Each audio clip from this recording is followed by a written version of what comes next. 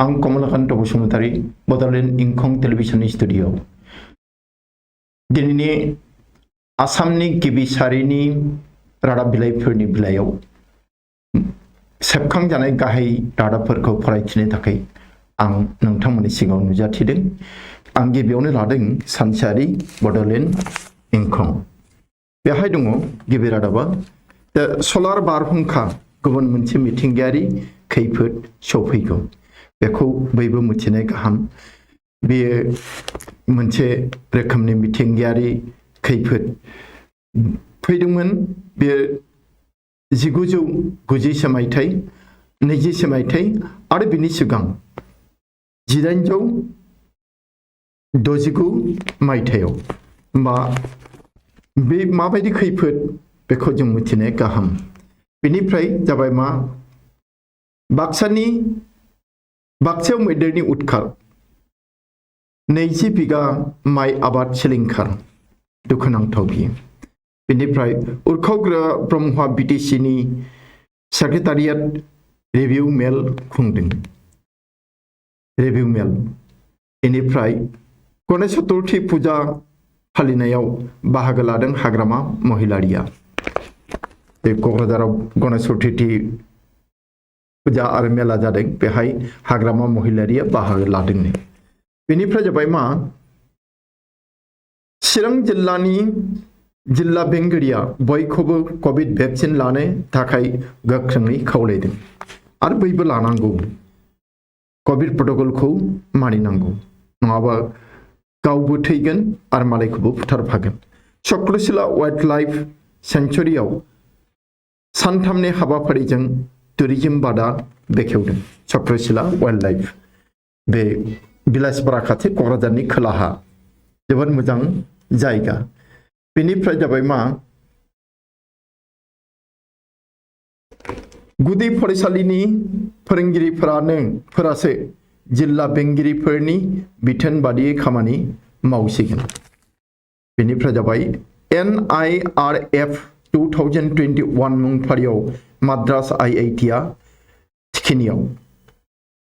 बे NIRF national institute ranking नि बे माबा आरो आफाद मोनसे फसंथान मोनसे बे एबारनि संदाननानै मोनदों जे गुवाहाटी IITआ 9 मासिखौ आवग्रिफिननो हादों। बिनि बादै आसामनि खुनु भुम फरायसालियानो आरो कलेजफोरा 10नि गेजेराव गंसेबो गैया, जोबोद गाहायाव दंफैयो। बेखायनो दुखुनांथाव जादों आरो। बेनिफ्राय 2021 भारतनि 10 गाहामसिन गोजौ सोलोंसालिनि फारियाव सा सानजा रायजोनि गंसेबो मुलुग सोलोंसालिया जायगा मोनाखै। बेबो NIRF निनो आरो बे मोननै रादाब दङ। बे मोननैखौबो नोंथांमोना फरायबा मिथिगोन जोंनि भुम फरायसालिफोरा मा मावदों। बबेबा गंसेया 56th पजिशन, बबेबा मोनसेया 67 पजिशन, बे रोखोमनि। डिब्रुगड़ इउनिभारसिटि आरो गुवाहाटी इउनिभारसिटिया। बड'लेण्ड इउनिभारसिटियाथ' नामानो गैया, खाथियावनो सौहैयाखै। 100निखौल' खालामदों। बे 100नि गेजेरावबो बड'लेण्ड इउनिभारसिटिया गैया। बिनि थाखाय जोङो लाजिनाय मोनदों। आसाम पुलिसआ 1 दाननि थाखाय DNLA नि सायाव गोख्रों संदाननायखौ दोनथ'बाय।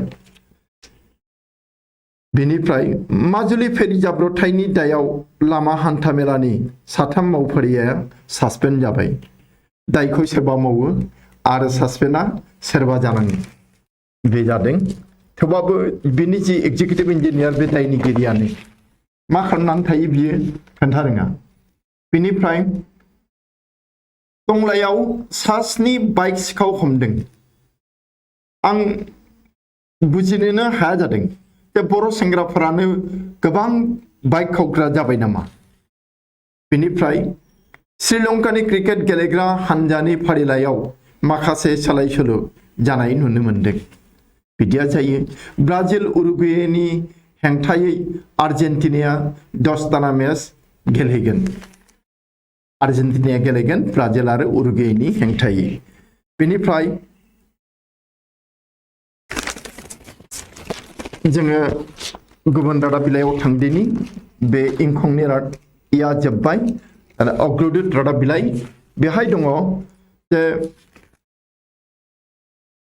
বিধেয়কৰ সন্মুখতে কেইটা সিদ্ধি ৰায়বুৰীৰ বাসিন্দাৰ গৰ্জন ভেটি ৰক্ষাৰ বাবে মৃত্যুলৈকে সাজু 1805 স্থাপিত শ্ৰী শ্ৰী কেইটা সিদ্ধি সত্ৰ ৰাজহুৱা নামঘৰ বিদ্যালয় মন্দিৰো হেৰুৱাব যে আদানিয়া लोकप्रिय गोपीनाथ बरदलै बा गुवाहाटीनि बिरखं गाथोनखौ लिजाव लानाय लोगो लोगो मा जे खालामनो सानदों जे बिनो हा नांबावगौनो 55 बिगा हा ना बेसे नांगौ दा सिमनासेयाव थानाय जे थागिबि मानसि बिसोरखौ हा हगारनो थिनदों बोरै हगारो नैबे दा बे हाखौ हगारनायाव थागिबि मानसिफ्रा हाखौ हगारोब्ला बिसोरहाल' क्षति जानाय नङा लोगोसे नैबे खैथा सिद्धि होननाय मोनसे सत्र दङ बेबो गोमागोन बे जादों बेनिफ्राय बाङालि जुब छात्र फेडारेशनर बिरुद्धे हुंकार आलफा साधना बाङालि जुब छात्र फेडारेशननि हेंथायै हुमखि होदों मानो होदों बेखौ रादाब बिलाइयाव दंजोबो नोंथांमोना बुथुमनानै फरायबा मिथिगोन बिसोरबो माबा दुथां बाथ्रा बुंदों मोनगोन जायनि थाखाय आलफा साधना बे हुमखिखौ होनांदों बेनिफ्राय 48 ঘণ্টাৰ ভিতৰতে জমা ফাইলৰ কাম শেষ কৰিব লাগিব মন্ত্ৰীবৰ্গে होनदों मा जे जोंनि गिबि मन्त्री हिमन्त बिश्व शर्माया जे साफ्रोमबो मन्त्रियानो गावनि टेबोलाव सौहैनाय जे फाइलफोर बे फाइलखौ 48 घन्टानि गेजेरावनो मावफुंजोबनांगोन खोख्लैनानै दोननो मोननाय नङा बेनिफ्राय जाबाय मा জনস্বাস্থ্যৰ টেংকি সাফাই কৰিবলৈ গৈ শ্বাসৰুদ্ধ হৈ মৃত্যু 3 জনৰ बे जे फुवा गोजामाव ओंखारबा माने मानसिया थैयो बेबादि जादों टेंकी साफा खालामनो थांदों 3 आरो बिसोर थैदों बे करिमगन्जनि जाथाय बेनिफ्राय বিজেপি सरकार भुल नीतिर বাবে देखत 2.5 कोटी लोके हेरुवाले कर्मसंस्थापन एखौ रिपुन बराया बुंदों कांग्रेसनि आगोलनि आफादगिरि जे বিজেপি सरकारनि गोरोन्थि नीतिनि थाखायनो 2.5 कोटी 250 कोटी मानसिया साख्रि खोमाबाय सरकारि साख्रि प्राइवेट साख्रि बेफोरबादि आरो कम्पानिनि साख्रि बे बिनिफ्राय जाबा दिसपुरर काखते सोरां काथर सिन्डिकेट बिराट सिन्डिकेट म्यानमारनिफ्राय फैयो आसामनिबो मेघालयनिबो नागालेण्डनि बे दंफांनि बिराट बिजनेस आसामनि गेजेरजों थाङो गुवाहाटी सेरजोंनो थाङो गुबुन रायजोआव बिहार यूपी बेफोराव दा बेहाय बे मोनसे सिन्डिकेट जादों आरो बे सिन्डिकेटआव हाग्रा बिफाननि गोजौ थाखोनि अफिसारफोरा लोब्बा दंफायो होननानै सन्देह खालामदों आरो सावगारिबो होदों नोंथांमोना नाय बेहाय बे 3नि सावगारि होदों नैबे बेनिफ्राय गुवाहाटी हह राज्य प्रचंड उत्ताप गुवाहाटीजों लोगोसे राज्योनि गुबुन गुबुन जायगायाव जोबोद दुंखावनाय मैया आरो दाखालिबो दा दिनैबा मा जायो बेनि उनाव जों थांदिनि नैबे रादाबाव बे जाबाय जे एपालिट 96.6 দুপালিত 97.5% মৃত্যুৰ হার শংকা হ্ৰাস কোভিডত দাবী आईसीएमआर भारतनि बे मोनसे मेडिकेल बिफान बिसोरो मोनसे खारि खोन्थादों जे फार्स्ट वैक्सीन लानायनि थाखाय गिबि खेब वैक्सीन लानायनि थाखाय 96.6 आरो नैथि भेक्सिन लानायनि थाखाय बेसेबां 97.5 जौखोन्दो जे थैनायनि गिनाय बेयो खमायदों। होमबा जोङो भेक्सिनखौ लाथारनांगौ। बेनिफ्राय सा करियानि मोनसे रादाब 20 किल' अजन खमायदों किम जं उनआ आरो बियो खानायनि स्टाइलखौबो सोलायबाय। ओरै लिरदों असमियाव 20 किल' अजन ह्राग किमर हलनि हल केस हज्जाव। बेनिफ्राय जाबाय দুবেলা আহাৰৰ বাবে আফগানিস্তানৰ সাধাৰণ নাগৰিকৰ হাহাকাৰ পৰিয়ালক ৰক্ষা কৰিবলৈ উপাৰ্জনহীন পিতৃৰ সিদ্ধান্ত गिलु बालु दुखुनांथाव थांखि लादों सासे बिफाया नखरखौ फोथांनो थाखाय बिसि फिसानो ओंखाम होनो थाखाय जोबोद गाज्रि बा दुखुनांथाव थांखि लादों। साकरि हेरुवाले तालिबाननि रायजोआव साख्रि गोमाबाय। दा बे बिफाया गावसिनि बोसोरब्रै बैसोनि हिनजावसाखौ फाननो ओंखारदों। विश्वर श्रेष्ठ सहर तालिकात हिरखत सान फ्रान्सिस्क' नाय भारतर सहर। भारतनि सहरफोरालाय बहा थानो जि लेथ्रा भारतारि मानसिफोरा दा मुलुगनि समायना रमायना साबगा हामगा नोगोरफोरनि गेजेराव सान फ्रान्सिस्क'आ सेथियाव जायगा मोनदों। भारतनि गंसेबो गैया। बेनिफ्राय जाबाय मा ममतार बिरुद्धे बिजेपिए प्रियंका प्रक्षेप करिले किय मिथुन चक्रवर्तीनि जासिदोंमोन बेबो गेलेया। गोबाङानो गेलेनो साहस खालामाखै। दा प्रियंका होननाय सासे सिख्लाया आवगायबोदों ममता दिदिनि बेरेखायै उफेरा बिसायख'थियाव माबा इलेक्शन गेलेनो। बेनिफ्राय जाबाय मा বায়ুসেনার বাবে দেশতে তৈয়াৰ কৰা হ'ব অগ্ৰিম সতৰ্কতা ব্যৱস্থা সংলগ্ন নেত্ৰ বিমান। যে भारतारि साइन्टिस्ट मेकानिकेल इन्जिनियारफोरा बानायगोन नेत्र होननाय गंसे बिरखं जेराव थागोन मा एडभान्स एवारनेस बा एडभान्स सिगनाल होनो हानाय सुबिदा आरो बे एर'प्लेनखौ जोंनि देशनि हादोरनि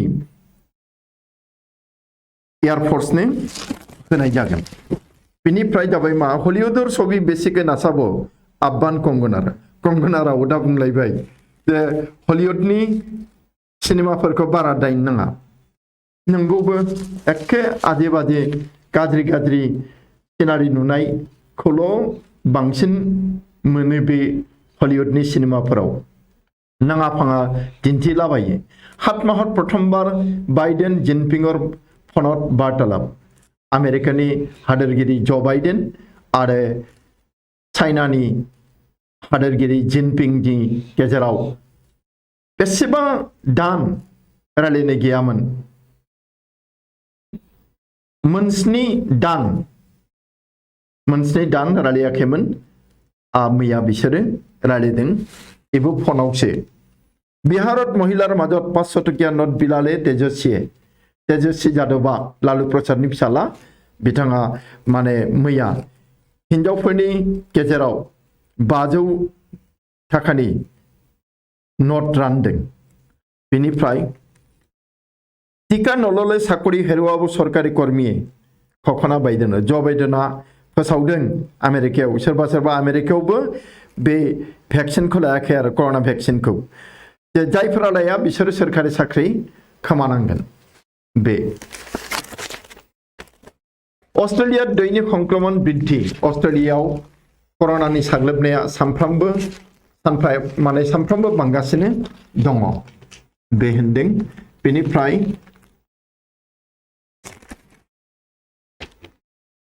अनिर्दिष्टकालলৈ স্থগিত শৃংখলাৰ अन्तिम टेस्ट। इंग्लैंड आरो भारतनि गेजेराव जि 5थि क्रिकेट टेस्ट जानो गोनांमोन बियो 5थि टेस्टआ सासपेन्ड जाबाय। कैंसेल जायाखै, सासपेन्ड जादों। मानोना जोंनि सासे गेलेगिरिया कर'नाजों साग्लोबजादों आरो बेखायनो गेलेग्रा मोनाखै आन्तर्जातिक मेचत पुनर एक अभारत 6-6 कृतित्व आमेरिकार भारतीय बंशोद्भूत खेलुवै बिरल अभिलेख जस्कर मालहोत्रा होननाय सासे क्रिकेट गेलेगिरिया बे मा इंटरनेशनल बे क्रिकेट मैचआव मोनसे ओभारावनो माने मोनसे ओभाराव मोनद' बल थायो बे मोनद' बलावनो मोनफ्रामखौबो बियो 6 राननि बुदों सिक्सार बुनो हादों बे विश्व टेनिसर सृष्टि अख्यात इतिहास जि US ओपन बेहाय मा सानै आइजोआ फाइनालाव गेलेसिगोन आरो सानैबो आइजोआनो जेबो माबा गैयामोन सिनायथि गैयामोन बे बेनिफ्राय पेरालिम्पिकत बड'जैले आर्थिक पुरस्कार घोषणा भारत सरकारा बेखौ खालामदों जे टकिअ पेरालिम्पिकआव जायफोर गेलेगिरिया मेडेल मोननो हादों बिसोरनो रां बान्था होगोन आबे रां बान्थाखौ सोरनो होगोन बेसेबां होगोन बेखौ माने फोसावदों आरो बेखिनियानोसै अग्रदूतनिफ्राय दाना जों थांदिनि गुबुन गांसे रादाब बिलाइ बे जाबाय प्रतिदिन असमिया प्रतिदिन बेहाय होनदों मा APSC केलेंकारि न्यायिक आयोगर मुरब्बी BK शर्मार बिस्फोरक भाष्य न्यायिक आयोगर मुरब्बी BK शर्मार बिस्फोरक भाष्य बे BK शर्माया माने बम बेरफ्रुनाय बादि मोनसे बाथ्रा बुंदों माबायदि जालत पड़िब आरो 25-30 गराखि बिखया जेयाव गोग्लैबावगोन बै दुर्नीति खालामनानै साख्रि लानाय आरो साख्रि होग्रा बिसोरो 20निफ्राय 30 मावफारिया जेयाव गोग्लैबावगोन बेनिफ्राय माजुलिनि बोलेरे निले एटा इन्जिनियार नाव बन्द खालामदों गंसे इन्जिनजों सलायनो मोना होननानै नाथाय आसुनि दैदेनगिरिया जर जुलुमै लांबाय गावसोरनो सिफायबाय दा सोरखौ दाय होनो सरकारखौ दाय होनो ना सोरखौ नाव गाथोननि बा फेरियालाखौ दाय होनो गावसोरनो जर खालामनानै लांदों फरायसा आफाद होननानै बिदि एसेबां दुथां खालामनाया थिग जायाखै आरो बेनिफ्राय कृषि विभागৰ পৰ্যালোচনা সভাত মুখ্যমন্ত্ৰী শৰ্মা ট্ৰেক্টৰ বিতৰণ বন্ধ কৰি ৰাজ্যৰ গাঁৱে গাঁৱে খণ্ড হ'ব পুখুৰী ट्रेक्टर रानबायना गोबां ट्रेक्टर रानना होबाय आबादारिफोरनि गेजेराव आरो गोबां आबादारिया ट्रेक्टर मोनदोंब्लाबो बे ट्रेक्टरफोरा हालेवनायाव जायाखै खामानि बाहायजायाखै बेफोरखौ ठेकेदारफोरासो बाला अन्थाइ रोगानाय खामानियाव बाहायदों दा मा खालामनो नागिरदों आसाम सरकारा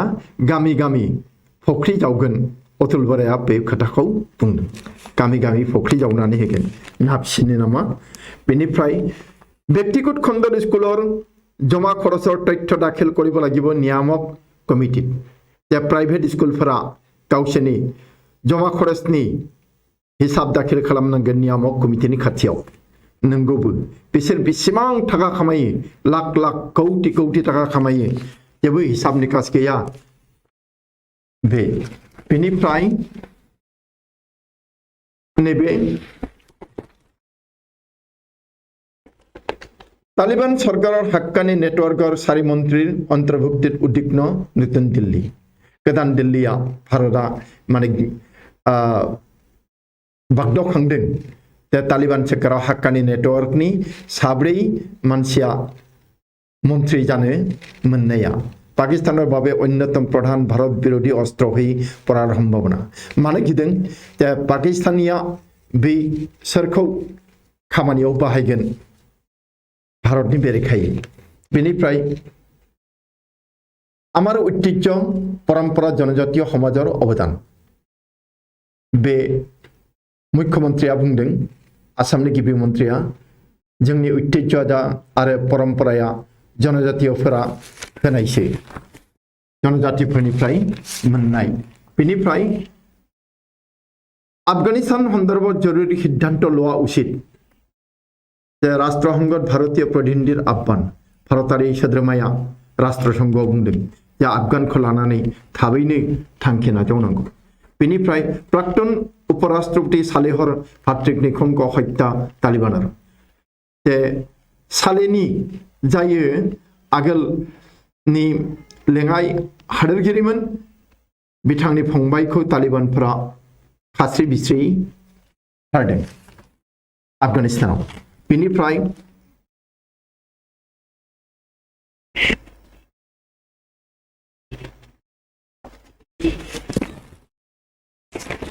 बे जाबाय नैबे आरो बेहाय दङ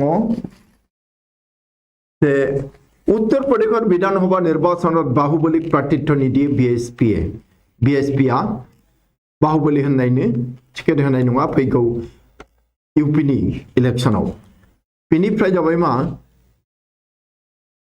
आसादुद्दिन ओवैसीर बिरुद्धे बाराबांकित गसर घृणा बियोफुआ भाखन बे जोबोद मुगैथाव बा मुगैलायनाय गोनां माबा लेक्चार होदों आसादुद्दिन ओवैसीआ बेखायनो केस होदों इउपिआव बेनिफ्राय नैबे जाबाय बैशाली जिल्लात एजनक गुलियाय हत्या बिहारत प्राक निर्वाचनी हिंसा इलेक्शनानो फैयाखै इलेक्शन जानायनि एसे दलसो दामहांदों बेहायनो सासेखौ गावथारबायानो बैशालियाव बिहारनि बैशालियाव बेनिफ्राय जाबाय पटपटर जीवन बुद्धर आत्मीय बुद्ध माने बुद्धदेव भट्टाचार्य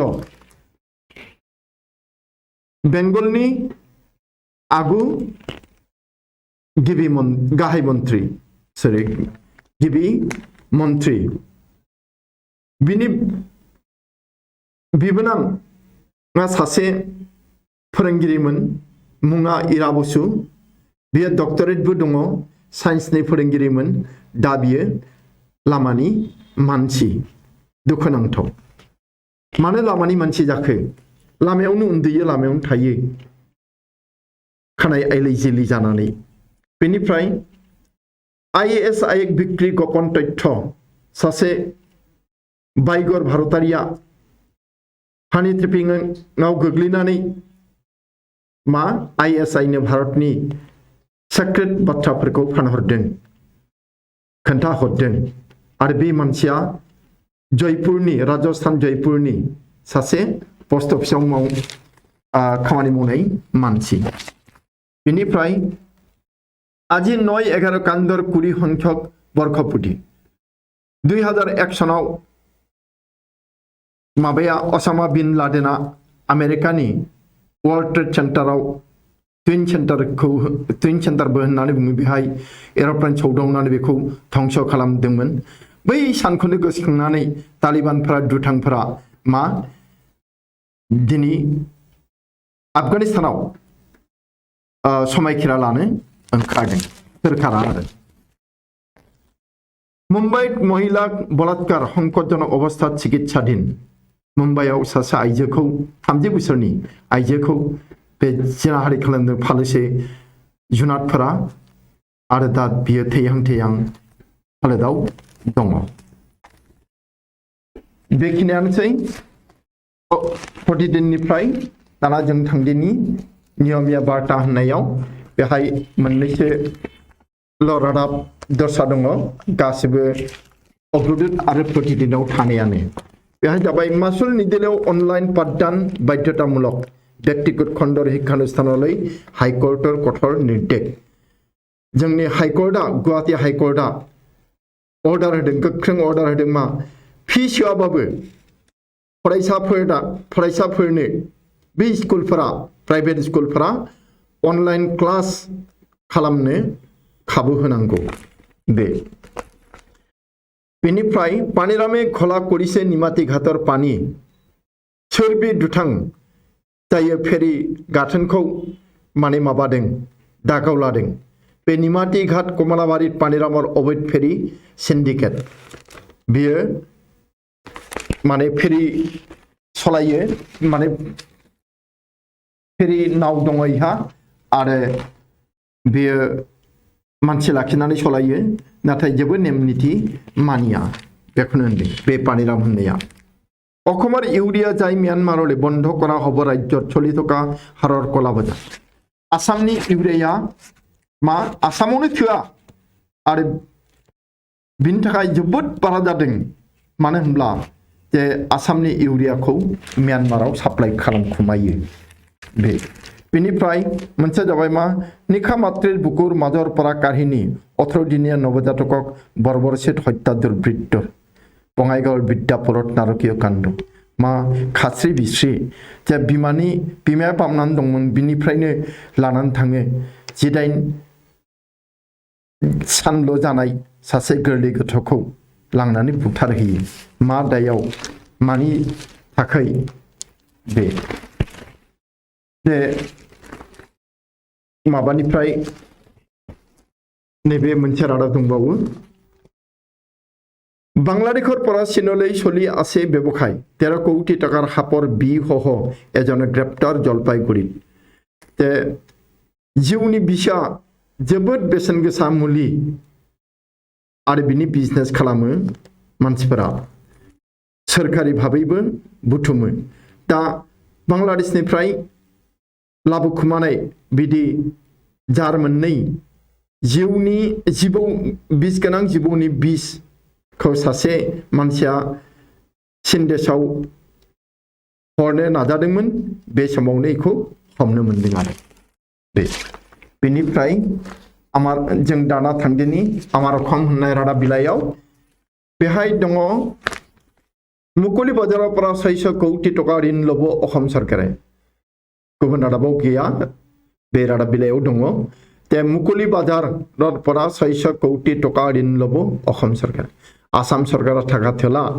बेखायनो 600 कोटी रां दाहार लासिगोन मानिफ्रायबा उदां राजकक पुराबले अधिवेशना जारि दामबा साख्रियाफोराबो बेथन मोना जानो हासिगौ बेनिफ्राय प्रथम बारले लाइफ जैकेट पिन्दिले फेरि यात्रिये बहुतले नुजरिले जे गिबि खेबनि थाखाय मैया लाइफ जैकेट गाननांदों निमाती गाथोनाव माजुलियाव बारलांग्रा माजुलिनिफ्राय ओरैहाय जरहाटआव बारबोग्राफोरा नाथाय बे लाइफ जैकेटफोरा गोबांनो थोआखिसै बेनिफ्राय निर्दिष्ट बिखया कर्मचारी बदली करिब पारिब उपायुक्त डिसिआनो दा बे 3rd ग्रेड 4th ग्रेडफोरखौ गावनि आवथायाव थानाय गावनि जुरिसडिक्सनाव बेखौ सोलायनो हासिगोन गुबुन जिल्ला बा गुबुननि आवथायाव नङा गावनि आयथायावल' सोलायनो हागोन आरो बेनिफ्राय आजि तालिबान सरकाराव हपत दिनै तालिबान सरकारा काबुलाव समायखिरा लागोन बेनिफ्राय उच्चतर माध्यमिक आरो स्नातक श्रेणी सेवा সংসদৰ শিক্ষাৰ্থীৰ বাবে 25% আসন সংৰক্ষিত सेवा आरो काउन्सिलनि फरायसाफोरनि थाखाय जायफोरा पास जाबाय आरो बिसोरनि थाखाय 25% मासि एबा सीटखौ रिजार्भ खालामदों नङाबाथ' आरो मोननाय नङा दस्राफ्राल' मोनगोन नैबे जादों आरो गुवाहाटीर ग्रेप्तार हजायर कुख्यात प्रबंधक जाकिर हुसैन गुवाहाटीयाव जाकिर हुसैनखौ हमनो मोनबाय बे जोबोद गाज्रि मुं मोननाय थगायसुला